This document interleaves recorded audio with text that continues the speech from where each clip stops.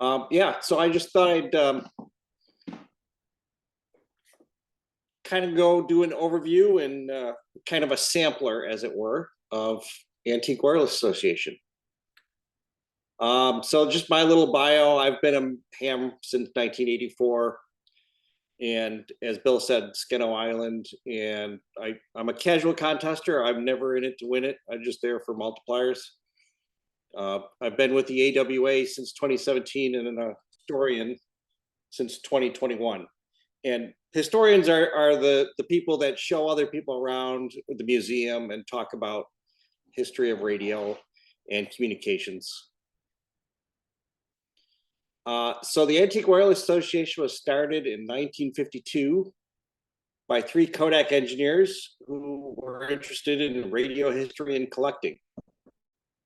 And I often think about the Antique Wireless is a lot more antique now than when they started. The 3 founders were Bruce Kelly, George Batterson, and Link Kundal. And they wanted to collect and preserve wireless and radio equipment and the history of it before it got lost. And it's just kind of a continuing thing that technology isn't viewed a lot as history, and so a lot of it gets lost. And so the Antique Wireless Association is about 1,200 members international. Most are in the US. We're a nonprofit and tax exempt, and we're part of the American Association of Museums.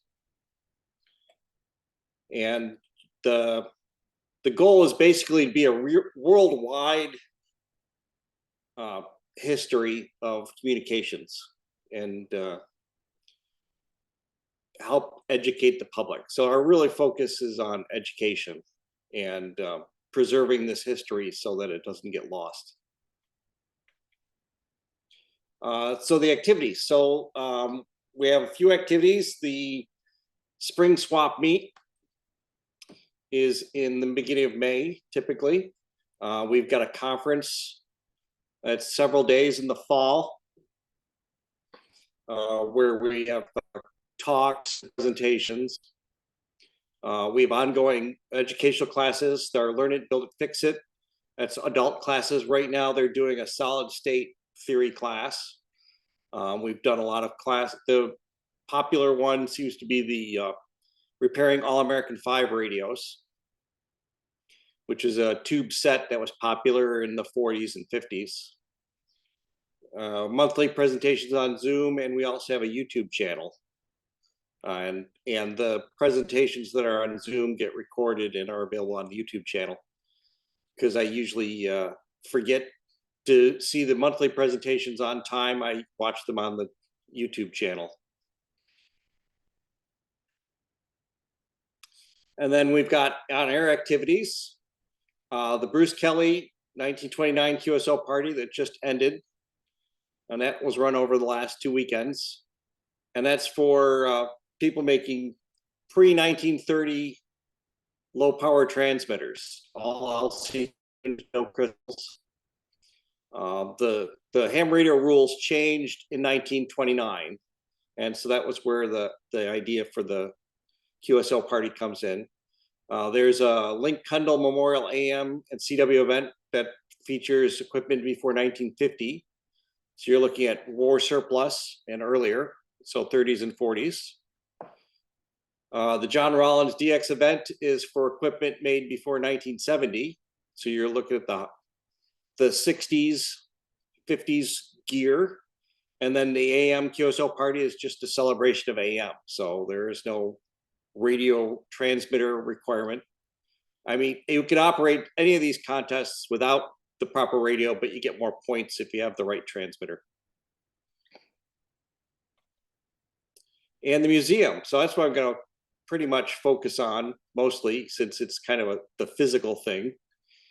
We've been in the museum in Bloomfield, as Bill said, since 2013.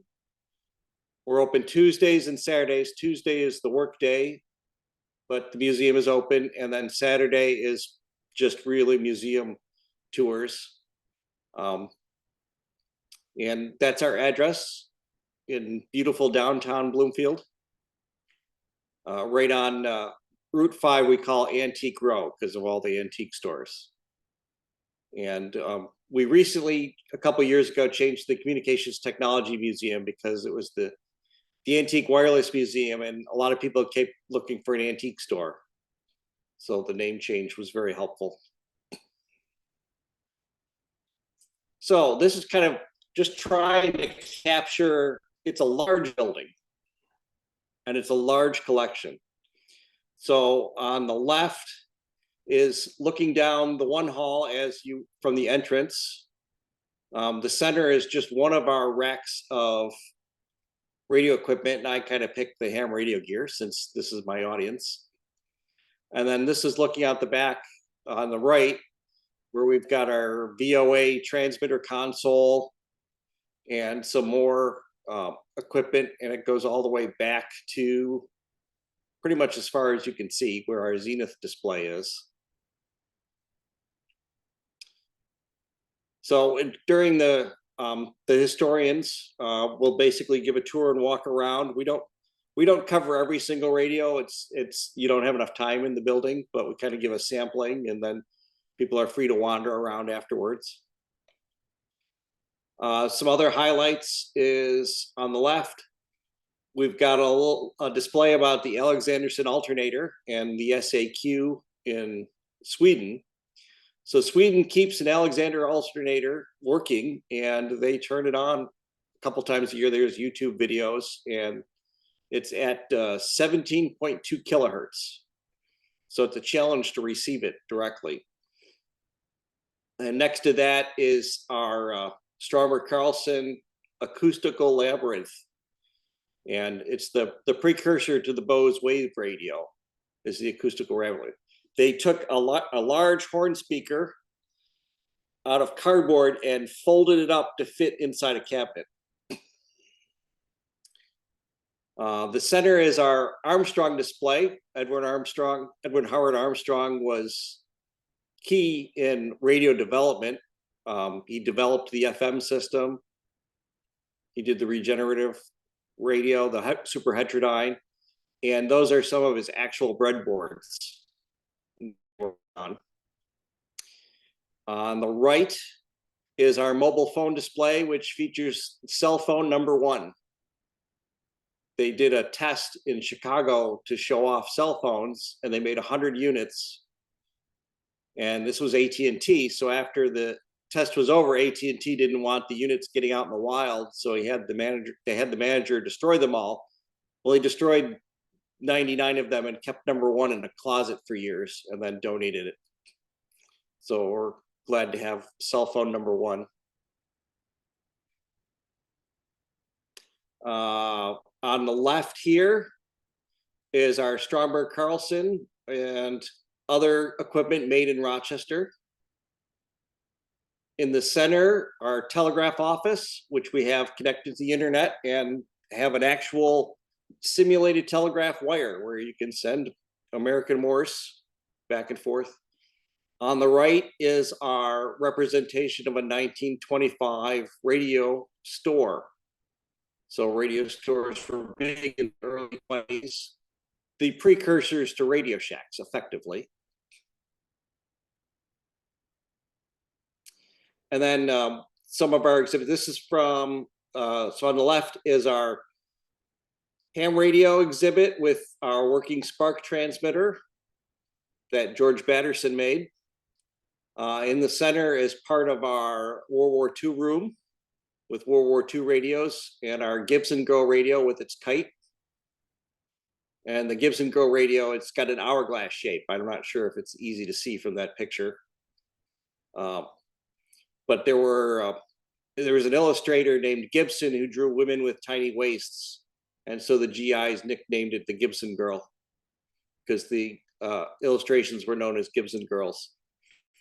And on the right is our basically a sampling of our ham radio from the late 60s, early 70s.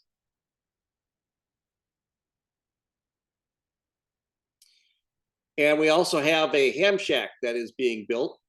It's a work in progress. It's functional now. but I think it'll probably always be a work in progress, as most ham shacks are. So a few sampling of some of our gear. The idea for the ham shack was to be able to operate ham radio through the different decades. So we've got on the left equipment that's currently not working. In the center is our KWM1, which was a beast of a radio in 1950 with its receiver. And that's functional for our AM contests. And then our this is for the Collins fans, our Collins setup with remote VFOs. And on the right of it's out of the picture, but we also have the Collins linear that goes with it. So we've got a nice set of Collins equipment there. As I remember last time I was at this meeting, there were some Collins fans, so I made sure I had a picture for you. On the left is the BC610, which was used in World War II, which was a converted Helicrafters transmitter. And it rode along in the back of a truck. And then on the right is James Millen of National Radio in his 1936, I believe, homebrew transmitter and receiver. Well, the receiver is not homebrew. The receiver is a national. It's on the left there above the binder. But he designed the national HRO, so I guess it's kind of homebrew from his point of view. And it's an 80 meter, I think it does 80 and 160 transmitter. And then, yeah, just a few things. If you want to be a member, I'm not going to, but a single membership is $35. You get a quarterly magazine and an annual review of peer-reviewed papers, and of course, free admission. And then there's our website, antiquewireless.org.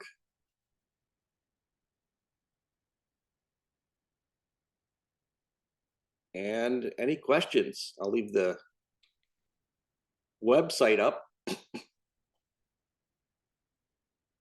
So that's just kind of a brief overview, a little sampler. Be glad to have anyone who wants to come out. Tours are included with your admission. We're always anxious to give tours. Yes. I have a question can you hear me okay? Yeah. Okay, great. I had some audio problems earlier. This might be a little bit off topic, but I was very curious as to comparing tube radios with tubes. Did you know that yesterday was the anniversary of the vacuum tube? I did not know that. Yes, it was. Yeah. I thought maybe this session corresponded with that. But why is the audio quality so different with a vacuum tube compared to solid state electronics? If you don't know the answer to that, maybe somebody else in the group does. I mean, basically they have different distortion curves. And so that's where the difference comes. Neither one of them is perfectly linear as an amplifier, and so you get little distortion products. And the curve for voltage in versus voltage out is not the same between the two. So that's where the difference comes in. And then of course there's, tweaking and other things you can get it to sound differently. Thank you.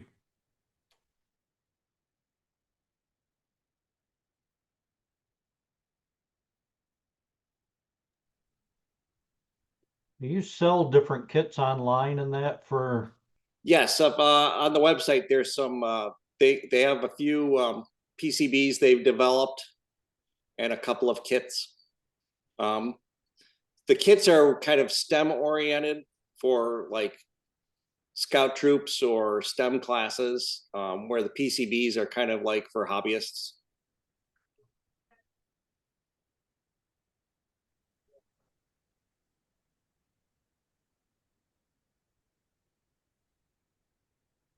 And you have a replica of the Titanic radio room.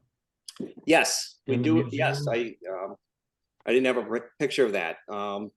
There are some other pictures on the website, but yes, we've got a recreation of the Titanic radio room, and we've actually had film crews use it as a representation in different movies and TV shows. Oh, very cool. It's very hard because there was only one picture of the radio room, and it was double exposed. And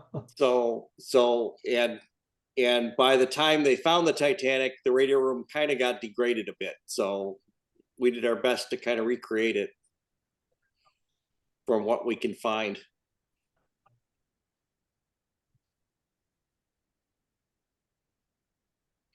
But yeah, that was interesting because it was all before the Titanic sank. It was basically a courtesy to have Marconi operators on board to send messages. It was just a service. They had no concept of using radio for safety. It wasn't until it sank at sea that they realized it would be very important to have radio at sea for safety. Right. Oh, very good. And you have different apparel, different items people can purchase to help support the museum. Yes, absolutely. Like fleeces, shirts, hats, the usual merch. We get a lot of donations, and sometimes we'll have duplicates, and so that those will get sold off at our auctions or for sale at our store. Because unfortunately, most museums suffer the same problem of just storage. It's a finite amount of storage, so we can't keep everything, although we'd like to. You have quite a stock of tubes. Are those any for sale? I believe if you check the website, I think they're for sale, but I'm not sure how that works. Okay. But yeah, over the years, a tremendous number of tubes have been accumulated. And a lot of people, think about, oh, tubes are very rare, is because they haven't been made. Well, they're not. Some are rare, obviously, but your average tubes that were used in a lot of radios, like the All-American 5, which used 5 tubes, hence its name, they're still readily available because in the 60s, nobody knew when to stop making tubes. So a lot of extra ones got made, and sometimes, they didn't get a lot of mileage on the tubes, and so they're still in good shape. So it's not too hard to get tubes. Some are, if it's for a guitar amplifier, they're going to be pricey, but if it's for a regular radio, they're not bad. Nice. And you still take donations? Yes. Everything but TVs and console radios, because those are big. But if it's a special, if it was somebody's TV, we might consider it. But as general rule, we just don't have the storage for large things. Right. I have a question here. I spend a bunch of time on Cape Cod, and I like to go out to the Marconi sites. Have you got any of his artifacts? We don't have too much Marconi stuff. We do have a few things. Okay. Yeah. I have a comment rather than a question. Go right ahead. My call sign's VK3AWA, and the AWA was picked in reference to Amalgamated Wireless Australia, which started in Australia in 1909. So I don't know whether you're familiar with their product, but they made a lot of consumer goods and two-way radios, etc. And they're no longer in business, of course, but I quite like the Antique Wireless Association and the alignment with with Amalgamated Wireless Australia? Yes, yes. Yeah, we have heard of it. In fact, we've got some recently donated aircraft radios that are HROs that in World War II, National couldn't make enough of them, and so they had a contract with Australia to make a few. And so we've got a 1 or 2 Australian-made radios in the museum now, which is very exciting.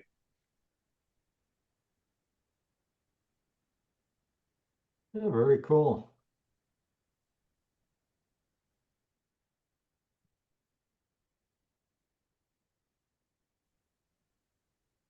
Anybody else? Any questions or comments?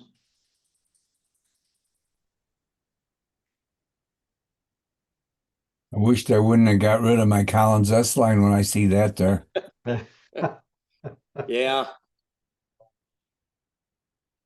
Understood. Well, say thank you, David. It was a great well, presentation. thank you all. Yeah, very nice. Thank you. Yeah, we really appreciate it. And I'll tell you, Taking the time out. Yep. if you're in the Rochester, Syracuse area, it's well worth it to visit. It's a lot of stuff there to see. Yes, come before 2, so you have plenty of time on a Saturday.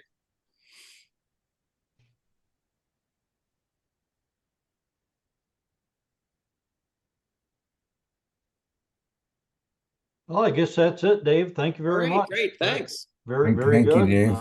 Thank you. Thanks. Thank you, David. Dave.